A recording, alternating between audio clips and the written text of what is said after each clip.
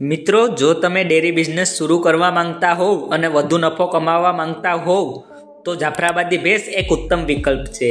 આ ભેંસ ફક્ત વધુ દૂધ નથી આપતી, પરંતુ આને પાળવી પણ ખૂબ આસાન છે। તો આવો જાણીએ જાફરાબાદી ભેંસની ખાસિયતો, સાથે જણાવીશ કે આનું પાલન કરી લાખો રૂપિયા કેવી રીતે કમાઈ શકીએ। પરંતુ મિત્રો, વિડીયો આગળ વધારીએ એ પહેલા મારી ચેનલને સબસ્ક્રાઇબ જરૂર કરજો। જાફરાબાદી ભેંસની ઓળખાણ અને ખાસિયતો। જાફરાબાદી ભેંસ મુખ્યત્વે આપણા ગુજરાતના સૌરાષ્ટ્ર ક્ષેત્રમાં જોવા મળે છે। આનું શરીર મોટું, મજબૂત અને કાળું હોય છે। આના શિંગડા આગળની બાજુ વળેલા હોય છે। આનું દૂધ ઉત્પાદન આની સૌથી ખાસ વાત છે। જાફરાબાદી ભેંસ એક દિવસમાં 12 થી 18 લીટર જેટલું દૂધ આપે છે, જે સામાન્ય ભેંસની તુલનામાં ખૂબ વધારે છે।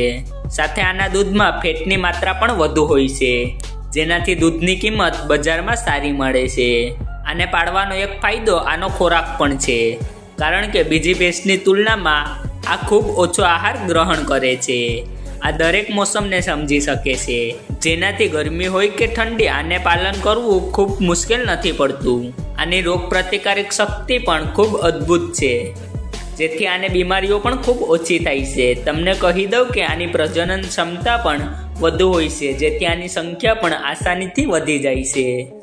આની સિવાય જો તમે જાફરાબાદી ભેંસ ખરીદવા માંગતા હોવ તો આની કિંમત લગભગ 1.5 લાખથી 7 લાખ સુધી હોય છે।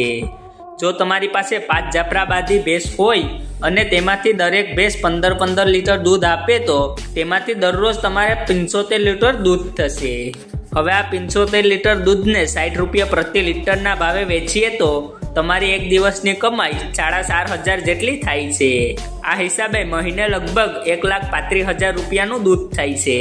આમાંથી ભેંસનો ખર્ચ 75,000 કાઢીએ તો પણ મહિને તમારા હાથમાં 60,000 રૂપિયા આવશે। સાથે આને સારી અને સફાઈવાળી જગ્યાએ રાખવી જોઈએ અને આને સમયે સમયે ડૉક્ટરને બતાવવી જોઈએ। જો તમે આનું સારી રીતે પાલન પોષણ કરો તો આ લગભગ 15 થી 20 વર્ષ સુધી મિત્રો જાફરાબાદી ભેંસનું પાલન ફક્ત ફાયદો નથી, પરંતુ ગ્રામ્ય ક્ષેત્રમાં રોજગારનું કામ પણ કરે છે। જો તમે પણ ડેરી બિઝનેસમાં પગલું મૂકવા માંગતા હોવ તો જાફરાબાદી ભેંસથી શરૂઆત કરો અને વધુ નફો કમાવો।